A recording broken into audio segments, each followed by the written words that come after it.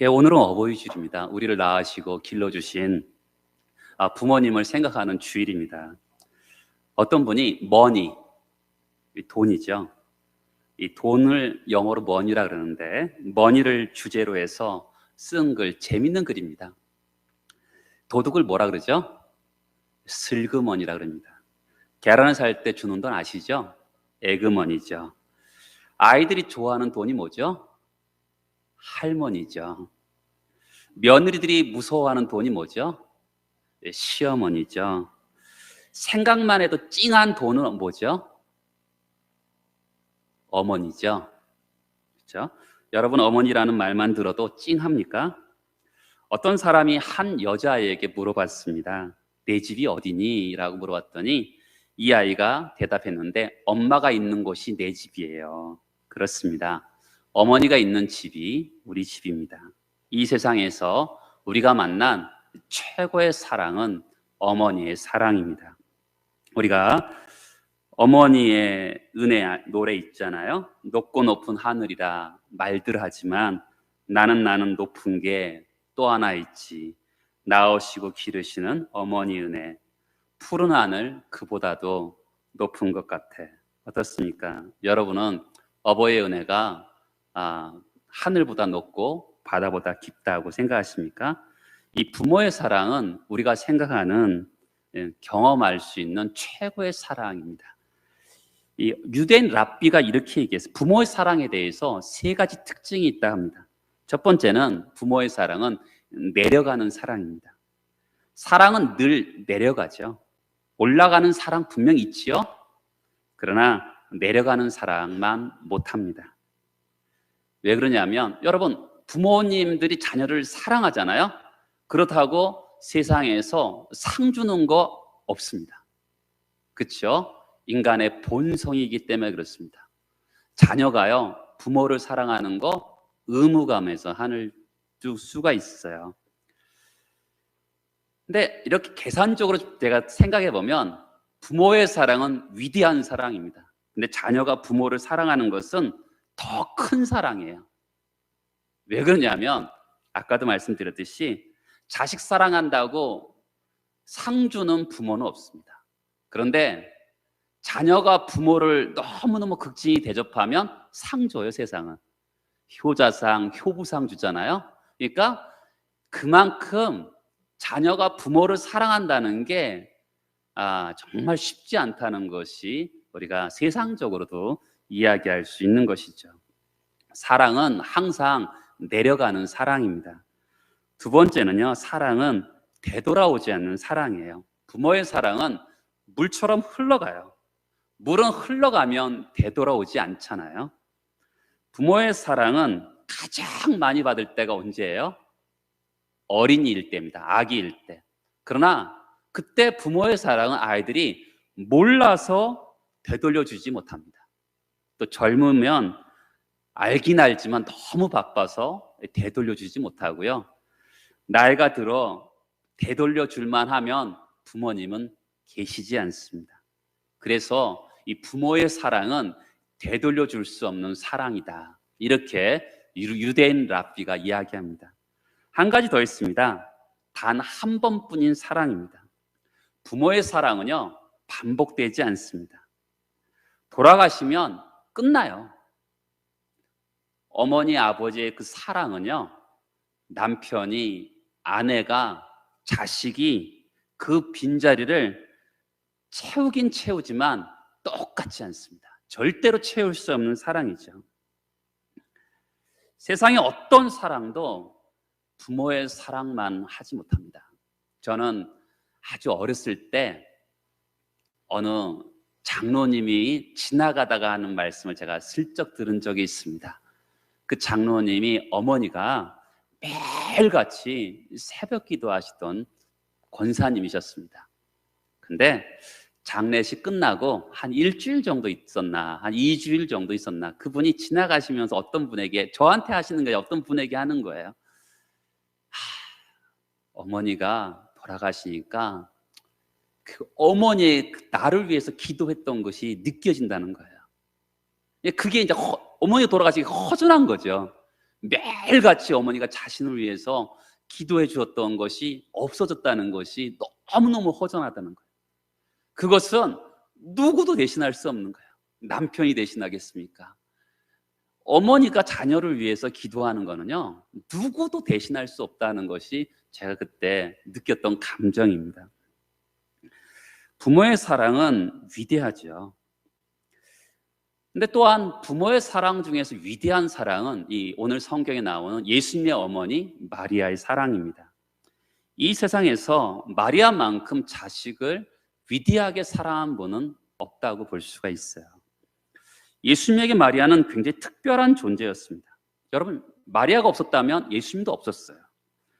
우리는 마리아가 예수를 어떻게 사랑했는지, 또 예수님도 마리아를 어떻게 사랑했는지 오늘 마리아의 자식 사랑과 예수님의 부모 사랑을 한번 오늘 말씀을 통해서 배우고자 합니다. 마리아가 보여준 자녀 사랑의 특징은요, 따라서 해보시겠어요? 우는 사랑이셨어요. 여러분, 부모님이 자녀를 위해서 평생 울면서 키우잖아요. 마리아가 첫 번째 울었던 순간을 생각해 보면 아마도 예수를 잉태하는 그 순간이었을 것입니다. 남자를 알지 못하고 동정녀 처녀였는데 천사가 나타나서 네게 태어날 이는 거룩한 하나님의 아들이다, 이렇게 표현합니다. 아니, 아직 결혼도 하지 않았는데 참으로 황당한 일이죠. 임신이라는 것은 남자와 여자의 관계를 통해서 일어나는 것인데, 남자를 가까이 해본 적도 없는 마리아가 임신을 한다니 굉장히 충격적인 일이었습니다. 여기서 임신을 하면 간음한 여인이 되고요, 사람들에게 그 당시 이스라엘의 풍습에서는 돌에 맞아 죽을 수도 있는 거였습니다. 약혼자 요셉에게는 파혼당할 수 있는 상황이었어요. 한 여자의 앞길이 완전히 막히는 길이었습니다. 그런데 주여, 당신의 계집종이오니 말씀대로 이루어지이다. 그때 천사가 떠났어요. 여러분, 한 면에서는 깊이 받아들이면서도 굉장히 많이 울었을 것입니다. 근데 하나님의 은혜 가운데 예수님을 낳았어요.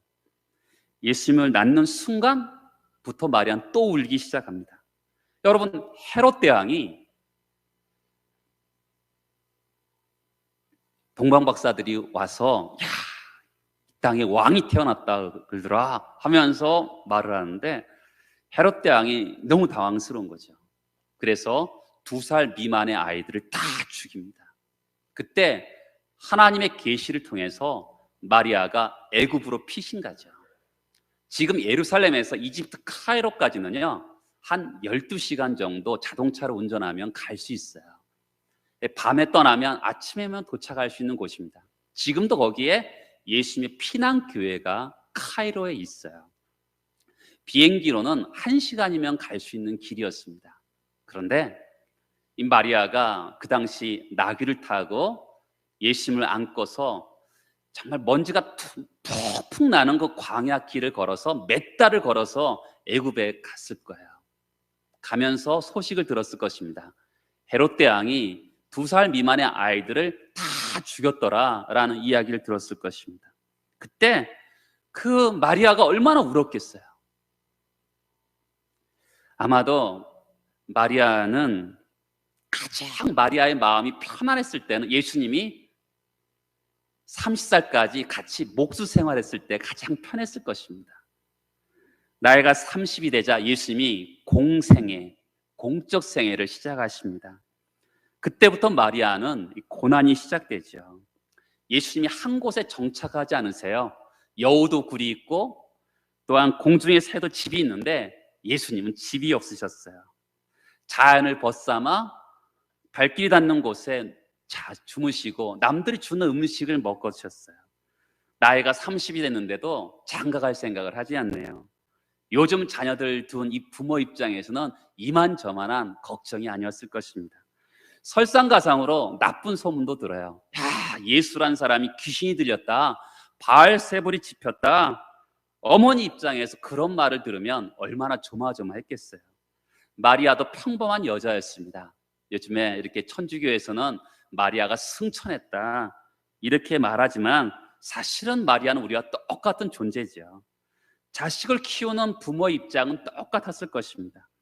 어머니로서 수모도 당했어요. 예수가 귀신 들렸다라는 소리도 듣고, 그러니까 마음 아프니까 예수의 형제들과 같이 예수님을 찾았습니다. 사람들이 예수님께 이렇게 얘기하죠. 예수님, 어머니와 형제들이 밖에 왔습니다. 이때 예수님께서 이렇게 되물었어요. 누가 내 모친이며 내 형제냐? 이 말씀은 분명히 오해의 소지가 있습니다. 우리가 분명히 알 것은요, 예수님이 밖에 있는 가족들이 나와 상관없는 사람이다 이렇게 말씀하시는 건 아니에요.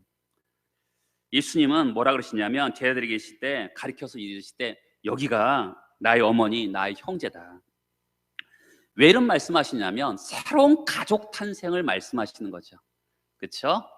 지금 어머니, 형제들이 왔는데 그들은 난 모르는 사이다라고 말씀하시는 것이 아니라 제자들을 향해서 하나님 나라의 새로운 가족 관계를 형성하는 것을 말씀하고 있는 것이죠.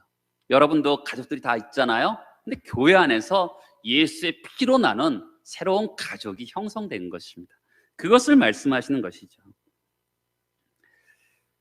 마리아는요, 하나님의 아들 예수를 낳았다는 이유만으로 많은 고생과 눈물을 흘렸습니다. 어떤 분이 마리아를 생각하면서 이런 글을 썼습니다. 마국간에서 아들을 낳은 여인, 아기를 안고 한밤중에 이집트로 떠난 여인, 아기를 봉헌할 때 시므온이 뭐라 그래요? 칼이 네 마음을 찌를 것이다 이렇게 예언을 받았던 여인, 12살에 아들을, 예수를 잃어버리잖아요. 얼마나 아들을 잃어버렸을 때 얼마나 많이 울면서 찾았겠어요. 그렇게 힘들었던 어머니, 죄수로 끌려가면서 모욕당하고 매맞는 아들을 지켜보았던 비통한 여인, 십자가에서 하나님 어찌하여 나를 버리시나이까 하며 피눈물의 기도를 드렸던 아들 예수의 생생한 목소리를 듣고 눈물을 흘렸던 여인, 어떻습니까? 마리아뿐입니까? 세상의 어머니들도 자녀들을 눈물로 키웁니다. 여러분, 나는 어머니, 아버지 한 번도 눈물 흘리게 하지 않았다, 그런 분들 있습니까? 나는 한 번도 어머니, 아버지를 가슴 아프게 한 적이 없다, 그런 자녀는 없습니다. 어릴 때는 잘 몰랐는데 저도 부모가 돼서 보니까 자식의 모든 것이 걱정거리입니다. 평생 부모는 자녀들로 인해서 눈물이 마를 날이 없는 거죠. 성경에도 우는 어머니들이 굉장히 많습니다. 하와가 제일 처음 울었을 거예요. 하나님이 아담과 하와를 처음 만드셨잖아요. 근데 하와가 왜 울었을까요? 처음에는 에덴 동산에 쫓겨났을 때 울었을 거고요. 그 다음에 가인 큰아들이 동생인 아벨을 죽였을 때 울었을 거예요. 아들이 죽었는데 울지 않을 엄마가 어디 있겠어요? 한나는 자식을 낳지 못해서 울었습니다. 또한 야곱의 어머니 리브가 형 대신 축복을 받고 그로 인해서 야반 보주를 합니다. 그때 아들과 헤어진 다음에요, 리브가는 야곱을 만나지 못해요. 야곱이 20년 만에 돌아왔을 때는 이미 리브가는 죽었을 때입니다. 평생 그 아들을 만나지 못해요. 얼마나 그 아들을 그리워하면서 울었겠습니까? 삼손의 어머니는 아들의 그 탈선 때문에 울었어요. 아들이 얼마나 탈선이 심했습니까? 그리고 그 아들이 죽었을 때 혹시 어머니가 살아계셨다면 굉장히 심하게 울었을 것입니다. 다니엘의 어머니, 아들이 바벨론으로 끌려갔어요. 그때 얼마나 울었겠어요. 그리고 끌려가 있는 다니엘을 생각하면서 울었을 것입니다. 에레미야의 어머니, 동족들한테 이유 없이 에레미야가 몰매를 맞습니다. 그리고 죽는 것을 보았기 때문에 울었을 것입니다. 저는 올해는 이제 코로나 때문에 저희 어머니한테 저도 못 가봤어요. 작년에 어버이날 한번 갔다 온 적이 있는데 항상 이제 갈 때면 저도 마음이 참 이게 좋아요. 근데 이제 잠시 동안 있는 거죠. 잠시 동안 있다가 또 그날 내려오는데 뭔가 이렇게 어머니가 이렇게 짐을 싸주면서 보면 어머니 표정이 이미 좋지 않아요. 그리고 이제 제가 이제 떠나면 옛날에는 이제 건강하셔서 밖에까지 나오시는데 요즘에는 건강이 부족하셔서 밖에 나오지도 못하고 창가에서 이렇게 손을 드는데 저는 어느 순간 이제 돌아보는데 우리 어머니는 제가 안 보일 때까지 손을 흔드시더라고요. 그게 부모의 마음이죠. 여러분, 각박한 세상에서요, 누가 나를 울어주겠어요? 오직 부모뿐이죠. 이 각박한 세상을 살아가는 힘은요, 부모의 눈물입니다. 저도 인생에서 방황할 때도 있었어요. 그때 우리 어머니가 어느 한참 참고 참다가 이렇게 말씀하시더라고요. 창섭아, 그러면 되겠니? 평생 잊지 못하는 말 한마디였어요. 제가 고3 때 들었던 말인데 평생 잊지 못해요. 너 그러면 되겠니? 우리 어머니가 저한테 사실 매 한 번 안 때리시고 한 번도 나쁜 말씀 해본 적이 없거든요. 어렸을 때부터 한 번도 저한테 그런 말씀 해본 적이 없는데 딱 한마디 하시니까 제가 평생 기억이 남는 거예요. 그렇죠? 찬송가에 그런 찬송이 나오잖아요. 나 집에 돌아갑니다. 어머니 기도 못 잊죠. 새 사람 되어 살려고 나 집에 돌아갑니다. 우리 모두는요, 어머니 기도 때문에 돌아오는 거예요. 아직 안 돌아온 자식이 있다면 어머니가 그만큼 눈물을 흘려야 되는 거죠. 평생 어머니의 흘린 눈물 때문에 우리가 여기에 있는 것입니다. 여러분, 이 세상에서요, 끝까지 마지막까지 내 편은요, 어머니예요. 어머니는 평생 내 변호인입니다. 사람들이 막 뭐라 그래도 어머니는 내 편을 들어주세요. 변호해 주시고, 사람들이 나를 의심해도요, 끝까지 믿어주는 분은 어머니죠. 여러분, 예수님 보세요. 베드로 떠났고요, 그렇게 오병이어의 기적을 경험했던 군중들 다 떠났어요. 그런데 십자가에 죽으실 때 끝까지 어머니 옆에 계셔요. 마리아가 예수님께 보여준 또 하나의 사랑은요, 따라서 한번 해보시겠어요? 예수님을 십자가 지게 한 사랑.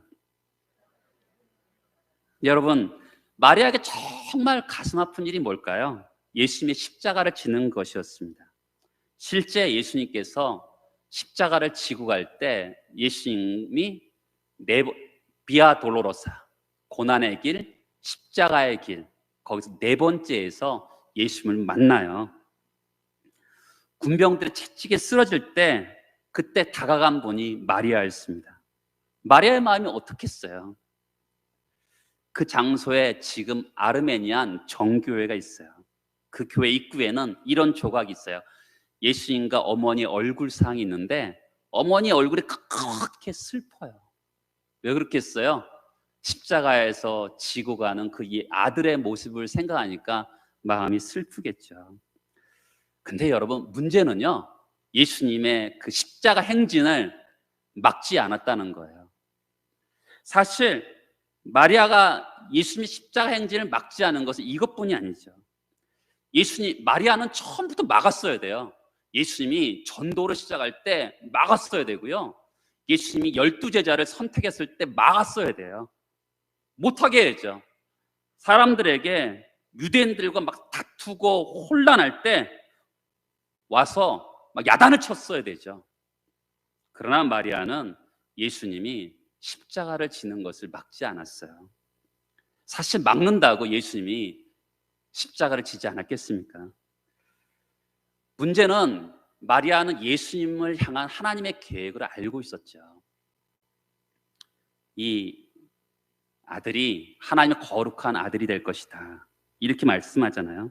그러니까 여러분, 우리는 문제가 있어요. 개인적으로 자식에 대한 부모의 인간적인 사랑과 자식에 대한 하나님의 계획이 충돌될 때가 있어요. 그렇죠? 보통 부모는요, 이 자녀를 인간적인 연민으로 사랑해요. 그런데 소수의 부모는요, 자녀에 대해서 하나님의 뜻이 있음을 맞추고 살아가는 부모가 있어요. 이때 이 갈등을 겪을 때가 있죠. 근데 언제나 하나님의 뜻이 먼저죠. 하나님의 자녀를 향한 계획이 더 중요합니다. 자녀는 내 소유가 아니라 하나님이 보내신 사람이죠. 헨리 나우엔이라는 영성 신학자가 있는데 따라서 한번 해보시겠어요? 자녀는 부모의 손님이다. 이게 헨리 나우엔이라는 사람이 아주 그런 손님에게 두 가지를 하죠. 우리 집에 머물 때 어떻게 해요? 잘해주죠. 떠날 때는요, 말없이 보내주는 게 손님이잖아요. 이 헨리 나우엔이 이 자녀를 하나님이 보내주신 손님이다라는 표현을 썼어요. 정말 그런 것 같아요. 이 험한 세상에서 이 부모인 나를 만나준 것도 은혜고요. 나랑 같이 한 30년 같이 살아준 것도 감사한 일이고, 나 같은 사람에게 분에 넘치는 자녀를 보내주신 것도 감사한 것이죠. 옛날에 자녀가 먼저 이게 죽은 어머니가 이게 어떤 글을 잠깐 본 적이 있는데, 나에게 와줘서 고맙다, 이런 표현을 제가 쓴 적을 글을 본 적이 있어요. 이 부모는 자녀에 대해서 늘 감사하죠. 나에게 와서 감사하다. 그러면 자녀가 세 가지 축복을 받습니다. 소속감이죠. 나는 하나님의 것이다. 두 번째는 가치감이죠. 하나님의 것이니까 나는 가치 있는 존재죠. 또 세 번째는 자신감입니다. 나는 할 수 있다. 여러분, 소속감에서 가치감이 나오고 가치감에서 자신감이 나오잖아요. 자신감이 있으면 모든 것이 가능하죠. 여러분, 마리아는 이것을 알았죠. 예수는 내 자식이기 전에 뭐예요? 하나님이 보내신 하나님의 아들이다. 내 자식으로 이 땅에 온 것이 아니라 하나님의 아들로 이 땅에 왔다. 내가 할 일은 그를 도와서 하나님의 사명을 감당하게 하는 것이다. 내 감정이 중요한 것이 아니라 그에 대한 하나님의 뜻이 중요하다. 이것이 마리아의 마음이었습니다. 여러분, 자식을 위해서 우리는 우는 것이 아니라 그를 향한 하나님의 계획이 무엇인지 그것을 이루려고 노력해야 되는 것이죠. 눈물이 자식에 대한 인간적인 사랑이라면 하나님의 뜻은요, 자식에 대한 하나님의 사랑입니다. 굉장히 중요하죠. 자녀를 향한 하나님의 뜻을 아셔야 되는 것이죠. 그렇죠? 우리가 자녀를 위해서 눈물을 흘리는 것도 중요하지만 자녀를 향한 하나님의 뜻을 아는 것도 굉장히 중요합니다. 그렇기 때문에 우리의 계획, 부모의 계획에 맞춰서는 안 되는 거죠. 다만 잘 먹이고 공부시키는 게 부모의 사명이 아니에요. 자녀를 향해서 하나님의 뜻을 알고 그 뜻에 살아갈 수 있도록 도와주는 것이 부모의 사명인 것이죠. 자녀가 그래야 하나님의 쓰시는 인물이 되는 것이죠. 그러면 마리아는 예수님을 향해서 그런 부모의 사랑을 했다 그러면 두 가지 사랑을 했잖아요. 눈물 흘리는 사랑과 또한 하나님의 뜻을 이루어드리는 사랑을 했다면 예수님의 사랑을 한번 생각해 보겠어요. 예수님은 일생 누가복음 2장 51절에서 보면 예수께서 함께 내려가사 나사렛에 이르러 순종하여 받드시더라. 순종도 하시고요, 받드셨다, 공경했다라는 표현을 쓰고 있습니다. 순종했다라는 것은 뭐냐면 이 헬라어 단어로 아래에서 잘 듣는 태도예요. 여러분, 죄인인 우리가요, 망가진 게 한 가지가 있는데 그것은 권위를 인정하지 않는 것입니다. 그러니까 부모의 권위에 말을 잘 들을 때 하나님 말씀도 잘 들을 수 있는 거죠. 효도 단순히 윤리 문제가 아니에요. 구속받은 백성들이 하나님을 공경하는 연습이에요. 여러분, 성경에서 유일하게 공경하라는 것은 딱 두 마디밖에 없어요. 부모를 공경하라, 하나님을 공경하라. 성경에 딱 두 가지예요. 어디도 지도자에 대해서는 복종하라 그랬지 공경하라고 돼 있지 않아요. 성경에서 오로지 부모와 하나님에 대해서만 공경하라고 돼 있어요. 그래서 공경하지 않았을 때 성경은 부모에게 공경하지 않으면 죽이라고 돼 있고 하나님께 공경하지 않았을 때 죽이라고 돼 있는 것은 딱 두 가지밖에 없어요.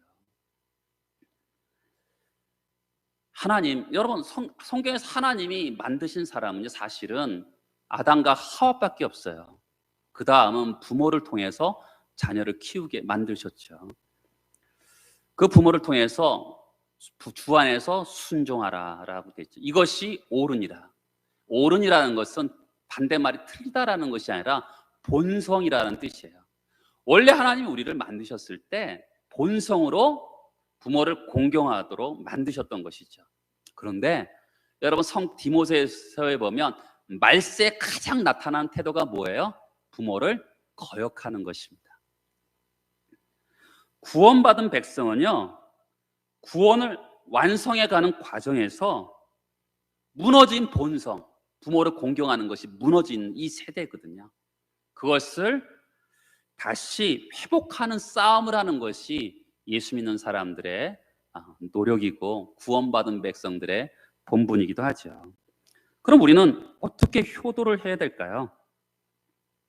여러분, 사실 사람들한테 이런 질문을 던지기도 합니다. 당신이 죽어서 천국에서 가족들과 만나지 못한다면 어떻게 하시겠습니까? 그러면 아무도 대답하지 않아요. 왜냐하면 가장 듣기 싫은 질문이거든요. 여러분, 내가 땅에서요, 부모님께 아무리 좋은 음식과 좋은 옷을 해드려도 죽은 다음에 천국에 가지 못한다면 그게 무슨 의미가 있겠어요? 나이가 먹으면 먹을수록 하나님을 만날 가능성이 더 많아진다 그래요. 어떤 기독교 상담학자가요, 노인들에게 몇 가지 앙케이트를 조사했는데 믿는 노인들에게 질문했어요. 젊을 때와 지금 나이 들었을 때 신앙 차이는 어떻습니까? 라고 물어봤더니 믿음이 더 커졌다는 사람이 한 80% 돼요. 근데 불신자, 예수 믿지 않은 사람들에게 질문 던졌더니 신앙에 관심이 생겼다라는 분들이 한 나이가 들수록 생겼다면 한 70% 정도 된다 그래요. 근데 어느 목사님이 길거리에서 전도를 했어요. 요즘엔 참 길거리 전도가 어려운데 좀 오래된 이야기 같아요. 근데 어느 할아버지한테 이제 할아버지 예수 믿고 천국 가세요라고 전화했더니 그 할아버지가 이렇게 대묻더래요. 아니, 하나님이 그렇게 좋아? 예, 그럼요. 나 그래서 안 나가. 아니, 할아버지 왜 그래서 안 나가세요? 그랬더니 부끄럽지만 내 아들이 전도사 아들이 있어. 근데 그놈이 나한테 한 번도 교회 가자고 안 했어. 그렇게 좋다면 왜 아비한테 말하지 않았겠어? 하나님이 좋지 않든지 그놈이 나쁜 놈인지 둘 중에 하나겠지. 여러분, 그렇죠? 여러분, 우리가 부모에게 전도하는 게 굉장히 중요하죠. 몇 번 하다가 포기하면 안 돼요. 우리 최고의 소망은 우리를 길러준 부모님과 함께 이 땅에서도 행복하게 살다가 저 천국에 가서 머무는 것이죠. 그리고 오늘 부모님, 예수님이 하신 말씀을 보세요. 여자여 보소서 아들이니이다. 이 여자여라는 것은 요한복음에 2번 나와요. 이 구나이라는 헬라어 말인데 왕후에게 주로 쓰는 말입니다. 우리나라에서 해석하기 어려워서 여자여라고 했지만 그 당시 극존칭 언어입니다. 근데 보소서 아들입니다. 저는 이 말씀 오늘은 다르게 해석해 보려고 해요. 우리가 보통 여자여 보소서 아들입니다 라고 해석하면 보통 보면 누구라고 해석하냐면 이분을 아들을 사도 요한으로 이렇게 해석하는 것이 지금까지 이야기였습니다. 근데 헬라 원문을 보면 사실은 이 말이 주어와 동사가 전혀 나타나지 않았어요.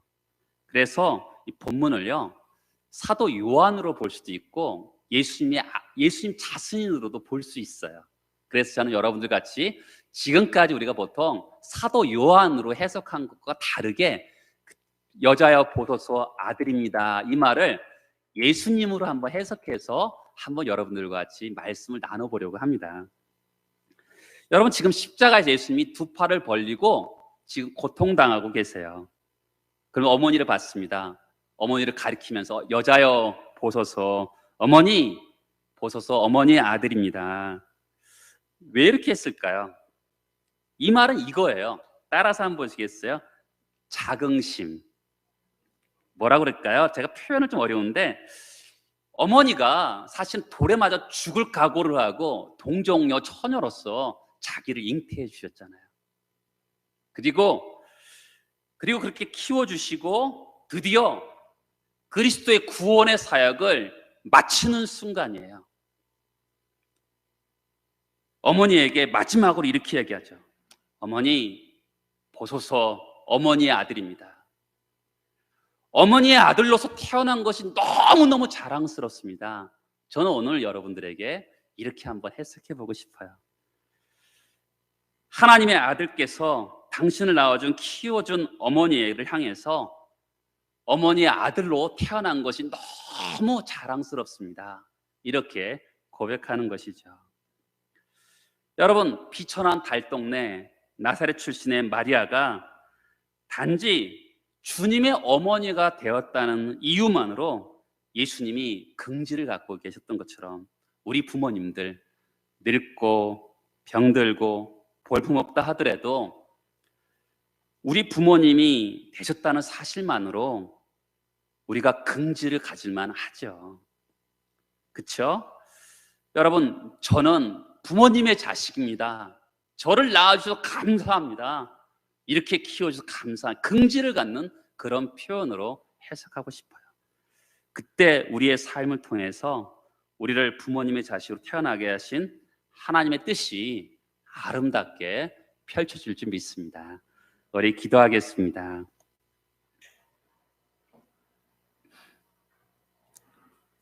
자비하신 주님, 우리에게 귀한 부모님들을 주신 것 감사합니다. 그러나 기쁘게 해드려야 하는데 부모님을 슬프게 했고 웃음 대신에 한숨과 눈물을 들여싸우며 마음의 아픔을 드린 모든 죄를 용서하여 하시고 믿음 안에서 기쁨으로 효도를 다하게 하여 주옵소서. 그래야 주의 주시는 평강과 그 큰 축복을 가정에 충만히 채울 수 있도록 은혜 내려 주옵소서. 예수님의 이름으로 기도드립니다. 아멘.